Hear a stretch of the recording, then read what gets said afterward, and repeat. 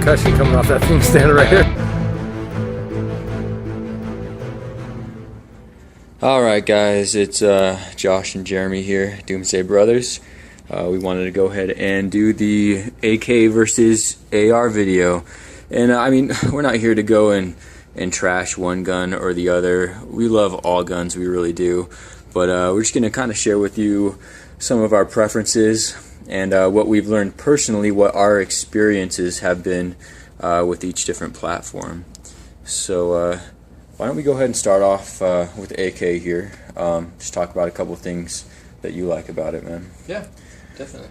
So, I mean, starting off with AKs, probably one of my favorite things about AK is actually just charging the rifle. I mean, there's something really visceral about like just pulling it back and letting it go. I don't know, the way that the AK works and things like that. It's fun. And I mean, that's something I enjoy. I don't know, just kind of like the overall ruggedness of AKs too. They're fun, you know. It just kind of has that nostalgia about it, where you can just beat the crap out of it, yeah, to a certain degree, you know.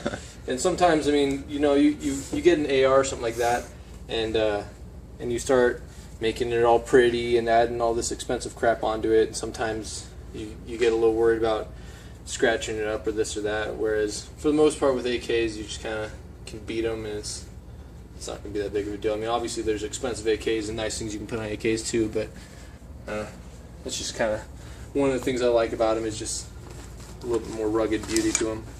There you go, pick that up. Yeah, and I agree with that. I mean, AKs, they have it's kind of like a gritty, nasty beauty to them. Yeah. It's kind of hard to describe. I mean, they're definitely not a pretty gun, but you look at them a little bit longer and kind of check out the utility. And there is a beauty there, and that's something I like about it. Oh, my camera keeps flipping on it. Hopefully that didn't mess up. Anyways, but yeah, I mean, I have to agree with that. There's a certain beauty to the ugliness of an AK, and I really like them, you know. And they just have that classic look. Everyone knows what an AK looks like. Everyone recognizes an AK, and I guess that's a cool characteristic. And I agree with I mean, the functionality. They work, they shoot. They definitely are reliable. As far as, you know, you don't need to clean these things much at all. You know, they'll keep on firing through corrosive ammo. They'll keep on running dirty. A lot looser tolerances. Very loose tolerances With it, so that's, I mean, it's kind of a big selling point, and it's also a little bit of a negative, you know, which we'll probably hit on here in a second. And one thing, I mean, that I agree with the fun factor with the 7.62 round, it is fun to shoot. It hits a little bit harder, you know, it kicks a little bit more, and that can be kind of fun. So for fun factor, for just getting out and shooting, I definitely like my AKs for sure. Yeah. So let's hit the AR real quick. How about the AR? I mean, the AR, it's so ergonomic. I mean, when you're talking about Super douche. you know, mag changes and different things like that, it's just all the controls for the firearm are placed better to where it's going to make it a little bit more ergonomic, a little bit quicker to manipulate the gun. I mean, you can get very good with manipulating an AK, but the fact of the matter is, you spend an equal amount of training on an AR as far as, you know, dropping the magazine, doing a mag change, dropping your bolt carrier group, things like that. It's going to be just a lot quicker. I mean, everything about the manipulation will be a bit quicker. You know, the safety's way easier to use, things like that. Although, you know, you get a Krebs custom one, it's not going to be as bad. But for the most part, yeah, it's going to be just easier to use. It's also, you know, they're both accurate guns. You know, as long as you, depending on what you're shooting through them and things like that, within practical accuracy and things like that. But if you're looking for a little bit more of a scalpel instead of a hammer, probably going to be looking more something like an AR. Certainly. And also with an AR, I mean, not to say that you don't have options with an AK, because you do. You can do a lot of things with an AK. There are a lot of accessories and whatnot, but in America, the options are endless when it comes to an AR. You can literally customize every single part, I mean, down to every little spring. With an AR to get it exactly the way you want, and that can be fun. I also like that they're American, which, you know, I'm American, so, you know, I like the history that the AR has, and I like tight tolerances. You know, I like my fine machinery. You know, well-made products. And I mean, not that you can't find that with an AK, but generally speaking, an AR, you're going to find a little bit higher quality components than you would on the AK platform. One last thing, ARs are great in the sense that you can swap an upper and keep your lower and keep on shooting.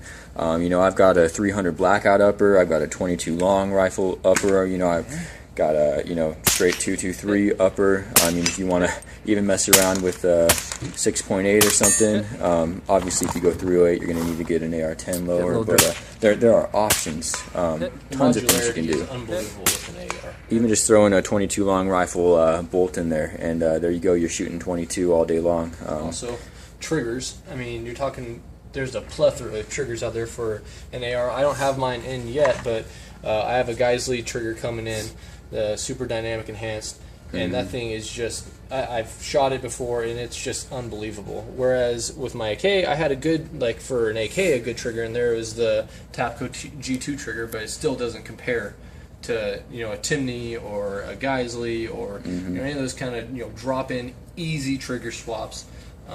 It's not even close. And generally speaking, when it comes to mounting things, especially like flashlights, accessories towards the front of the gun, an AR, it's generally speaking, the handguard is going to be built to be adaptable for that in some way. You can get original stock ones that may not be, but most today that are made come ready to mount whatever you want to the handguard. On the AK, not so much. Generally speaking, you'll have to add some kind of a forend, and they work. They add a little bit of weight, but they work fine. But if you want a more stock AK, you're gonna have to find something like this or be a little creative. If you want to add a flashlight or lasers or whatever tactical crap you want to throw on your gun. Attachments for your sling, you know, like this Midwest Industries rail came with a few rail sections. One of them has a QD swivel built into it, so I can just take my QD and it's ready to go. And I just attach this wherever I want it. And, you know, they have it at 3, 6, and 9, and they're good to go. I also attach one, obviously, for my foregrip there. So I mean, it's just the options for accessories and modularity is far greater. Both platforms have their positives, both have their beauties.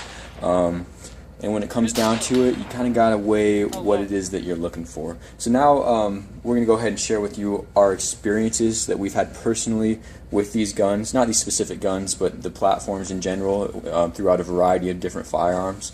And just kind of share with you the problems we've had, the pleasures we've had, and kind of where we stand and where we lean at this moment.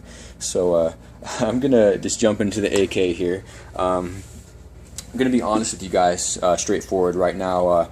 We haven't had the best of luck with our AKs. We've had malfunctions, we've had issues with safeties and axis pins, we've had problems with head spacing, we've had issues with compatibility of parts, and I mean, none of them are necessarily deal breakers, but anyone who says an AK is not going to break on you and that you're not going to ever have any issues, that it's going to fire till the world ends, they haven't fired it enough, because you will have issues with an AK, you will have problems. That's not to say that you're not going to have issues with an AR, you can, but in our experience, I think you would agree, we've had far less. You'll have failures to feed, you'll have failures to eject. I mean, it happens occasionally, but I mean, it's far and few. I mean, thousands of rounds in between those, in our experience, with what we've had. And we're not saying that you're guaranteed to have problems with AKs. There's plenty of people that the vast majority, with either gun, you're never going to see a problem, especially with people that just occasionally go and shoot. If you're one of those guys that pulls it out every few months and goes and puts like 100 rounds through it or something like that, you'll probably, with either one, most likely never see an issue. And this particular gun's had more real mechanical issues, and we'll explain those real quick. Jeremy had an AK-74 made by Waffenwerks, and he had a lot of issues with that when he sent it back and forth to the factory several times, and it never quite ran 100%. It did once I find, like, the last couple months I owned it, because I sold it as soon as I got it finally working. It was, but yeah, I mean, I had that gun for probably about, what, a year and a half, and I was probably only in possession of it, actually able to go out and shoot it for like a couple months because, and it turned out to be a head spacing issue, and so part of this is not the fault of the AK platform. It has to do with manufacturer and dealing with them and the whole warranty process, because obviously you send your gun in, you wait forever for them to fix it. If they send it back and it's not fixed, then that's not the AK's fault, that's the manufacturer. So that's a whole different story.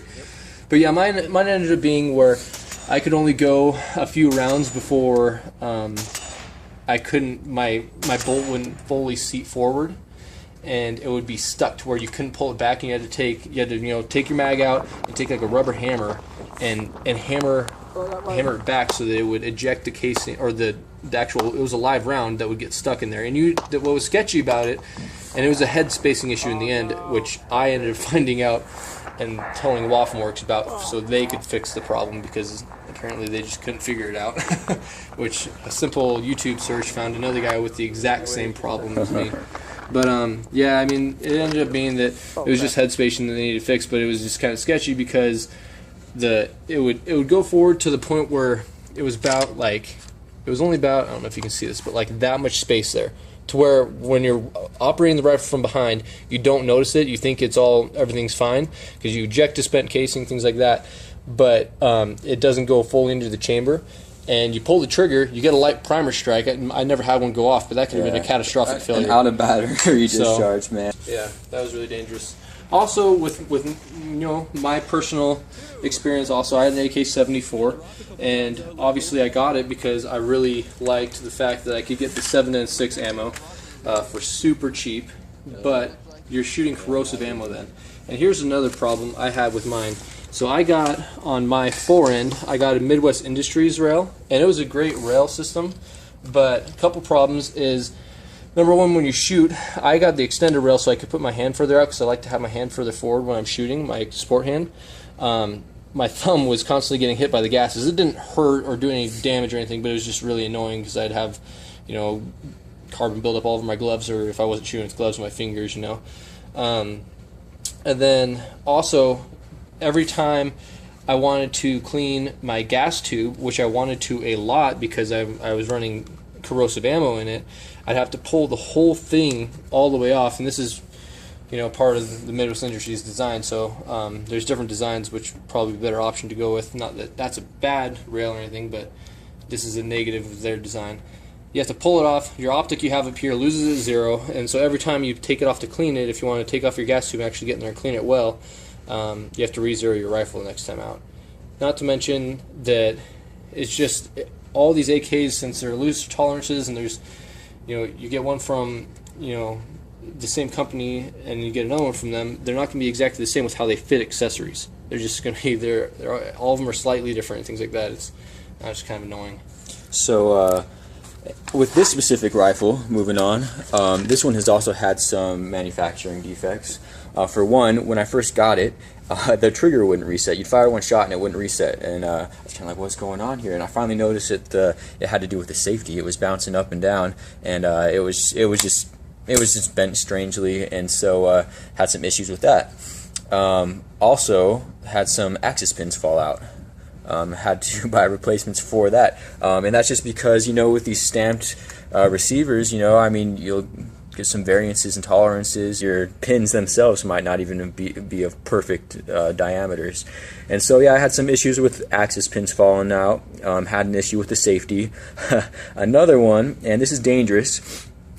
My brother-in-law actually was shooting this same firearm, and he wasn't real familiar with this particular gun and its safety. It's not very tight, but it was bent a little bit to where it would allow the safety to continue to go forward above the receiver, and if this continues to rotate forward, it will actually cause the hammer to drop.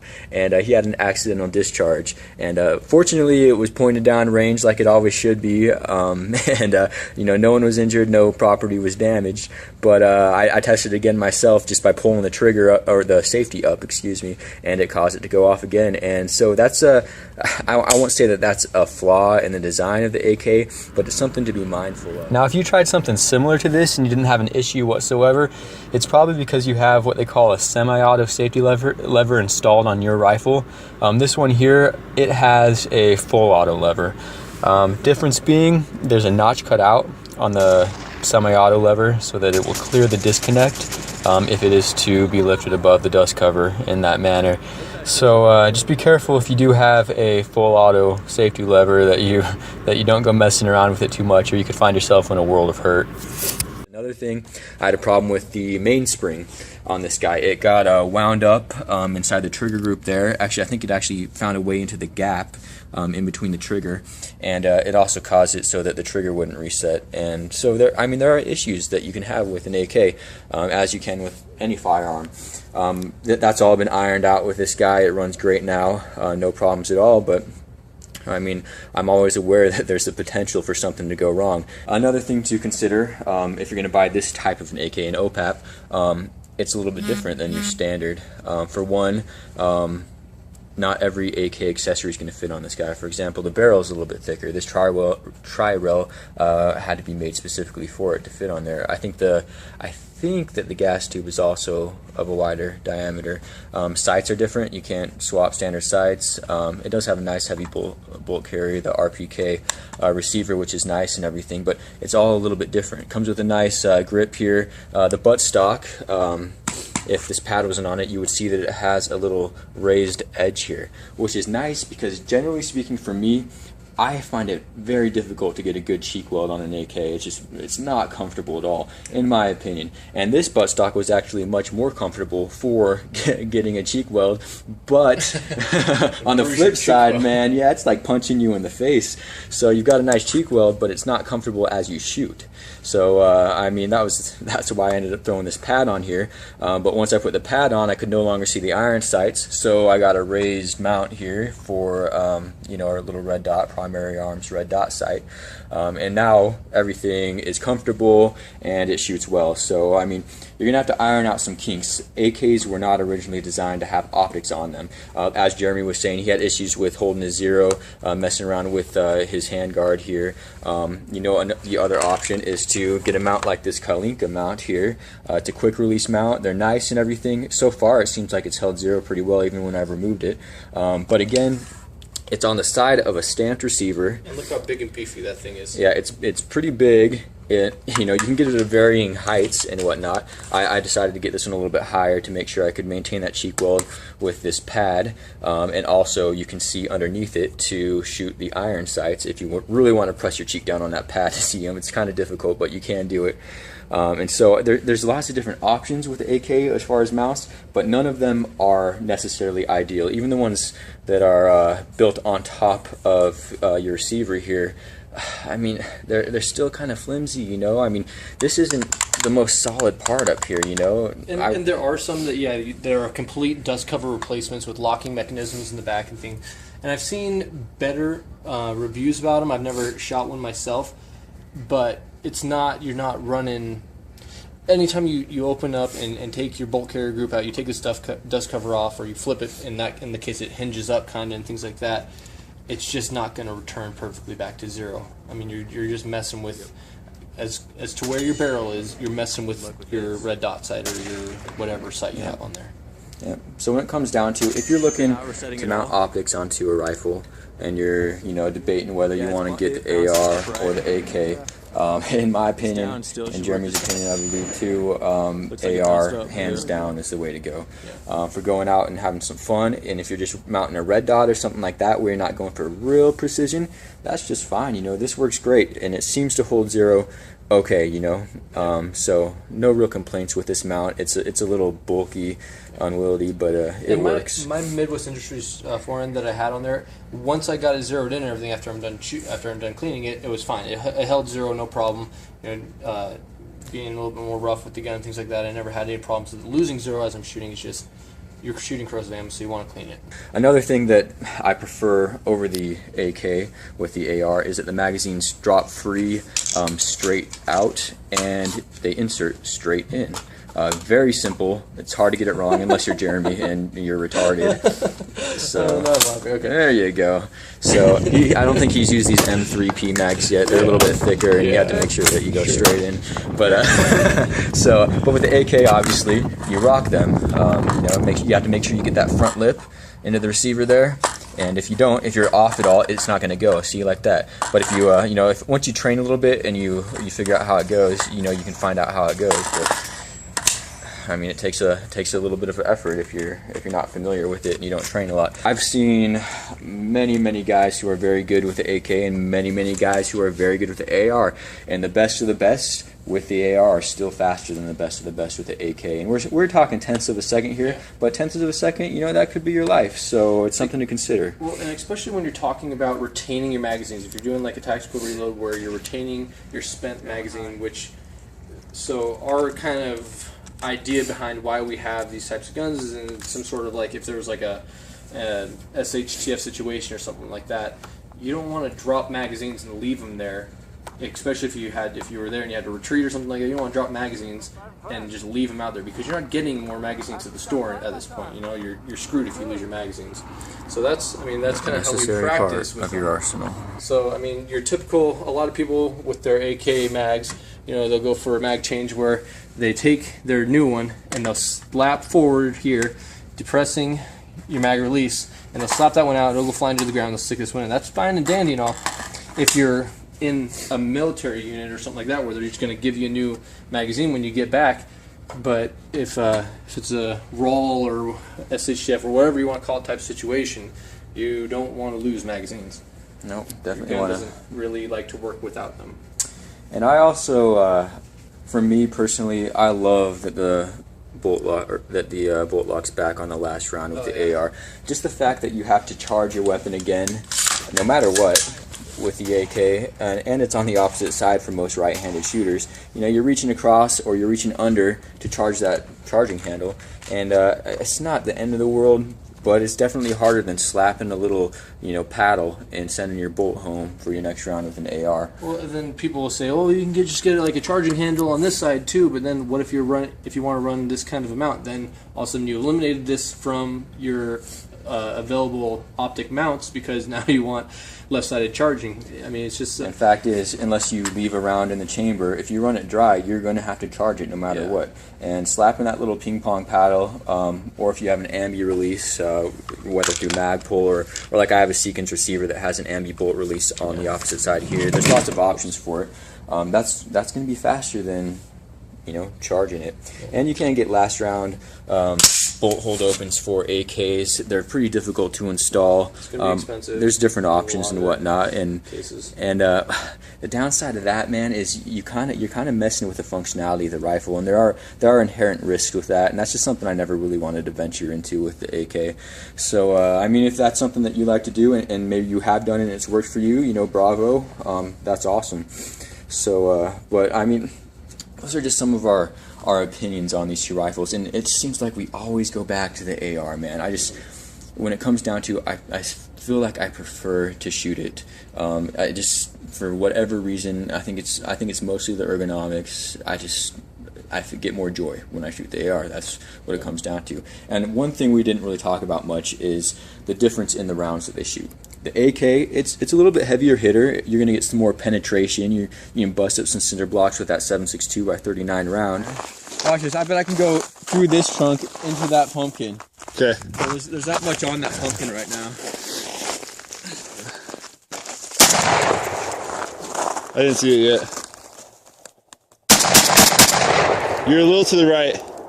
To the right? Yeah. Yep. That's awesome. Alright, we're going to run a very non-scientific test here, shooting this tree, which has been shot a ton. We're not murdering trees, and I think it would be fine anyways, but this thing's been shot up pretty good. But there's some paper behind it. We're going to use a 7.62 by 39 round and test its penetration. I am positive it's going to blow right through this tree like it's paper. Zastava! What does Zastava mean? Flag. Zastava!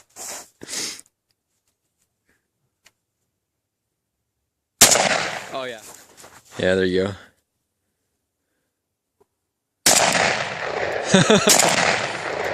Yeah, it's going through. Is that just the... Oh, wow. Yeah. Oh, it's definitely going through. We don't even need paper. It's pretty clear on the tree. Ooh. This one's questionable, man. There are some nasty knots in this thing. I can see this getting caught up in there, but let's find out. One way to see.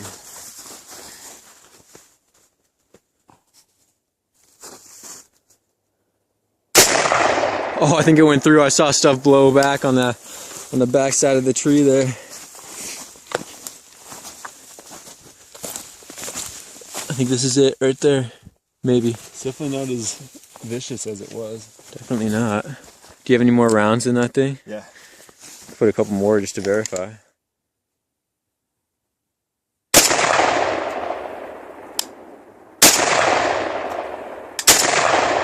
I wasn't seeing it as much at that time. No, I was looking for it. I feel like it would show a lot more. I don't think it's going through. I think you're right. I think it's getting stuck. I think that first one might have gotten through, and then I don't think anything else did. Because it should have come out Right around there, right? through here. Yeah. So it could have been caught up in this knot there. Yeah, there's some good knots in there that could have stopped it. So, if you're going to hide behind a tree, find one with lots of limbs. Lots of beefy, knotty looking limbs. And you might have a chance. At least with the AK. The AR probably won't even penetrate as much, obviously. Yeah, Okay. It's like half the size of the other one. Yeah, it really is. Same tree. Aim maybe a little higher. Well, let's go this way. Yeah, yeah, just go at a different angle. So same tree, relatively the same spot. Maybe aim just a hair higher or lower so it doesn't go right through the same pockets that the AK just dug. But yeah, AK blew right through this tree. Try it now with the 5.56. I think it's 2.23 you're actually having it right now, right? This 223 boat tail 55 there. Boat tail 55 grain 223. Nothing. Nada. Interesting. So you can see where the AK blew through it.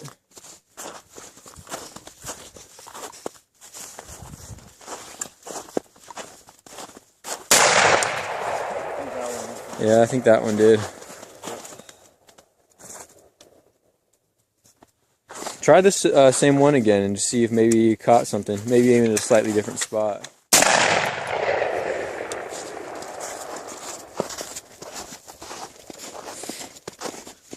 Nope.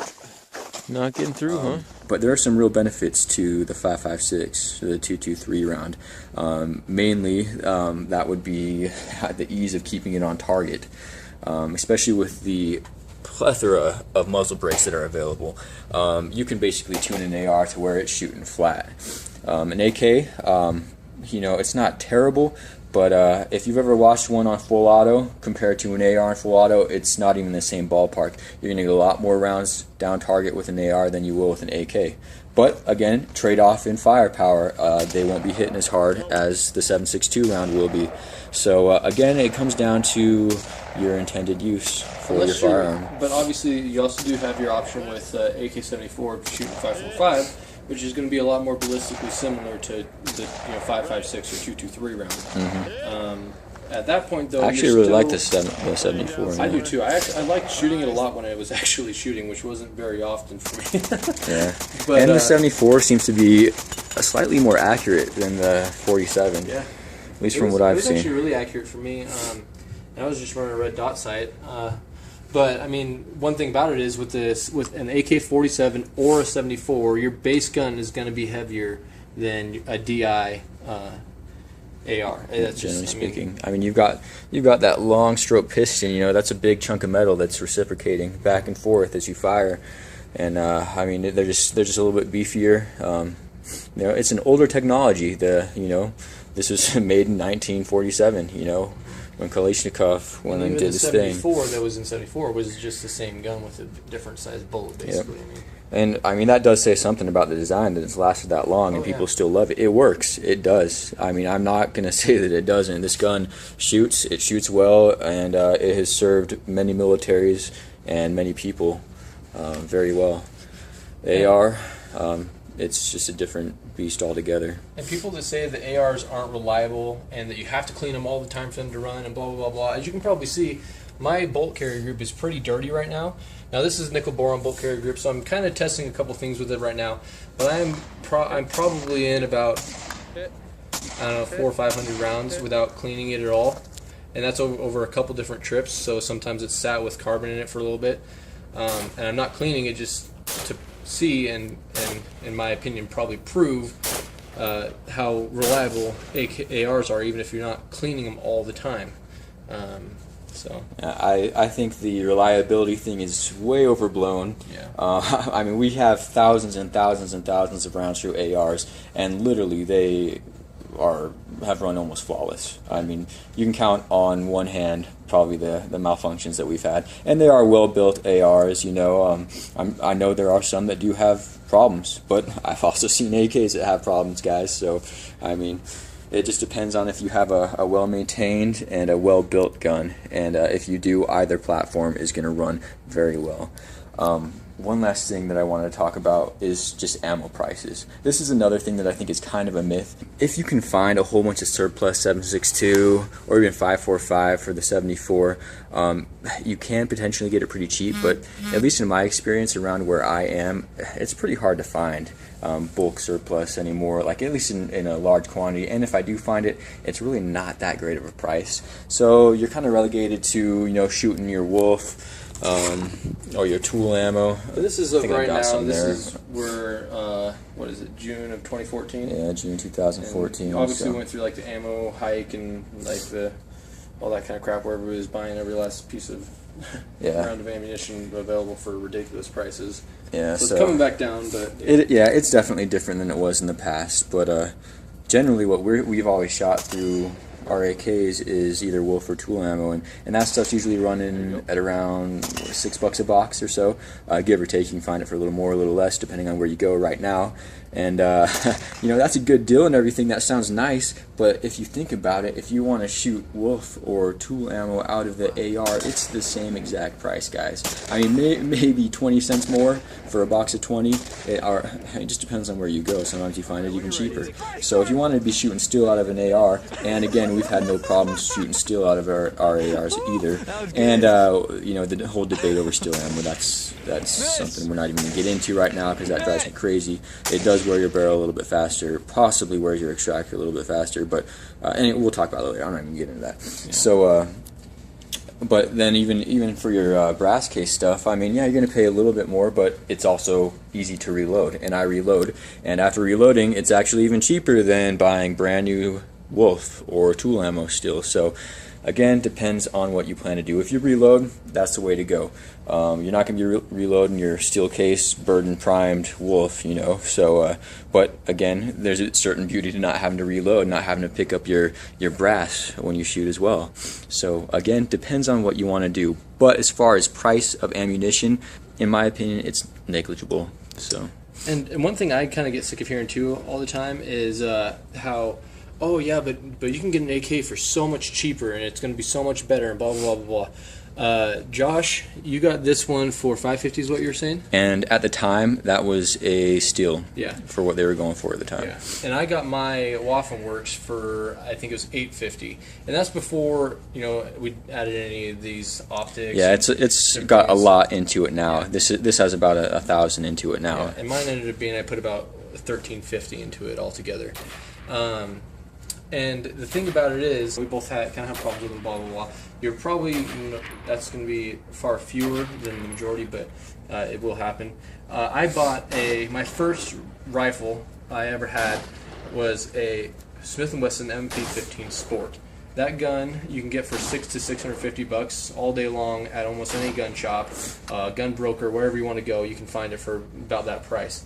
I never had a single problem with that gun, and the thing about it is too, that came with MOE, Magpul MOE forend, stock, grip, things like that, where I was able to right off the bat buy like a $15 rail section to attach a flashlight to the side, and it was already ready for an optic to go on top of it.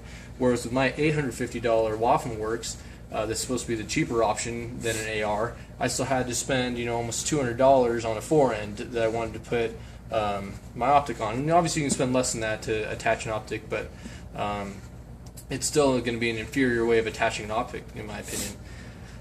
So it's one of those things where the whole the AKs are so much cheaper argument isn't really valid, because you can get some entry-level ARs at this point from some very reputable companies like Smith & Wesson with a full lifetime warranty on that gun for just as cheap, pretty much, as you're going to find with most AKs, especially considering that if you want to get a quality AK like an Arsenal or something, you're going to be over $1,000 anyway, in which you're going to be at a different level of an AR if you were to get an equivalent AR.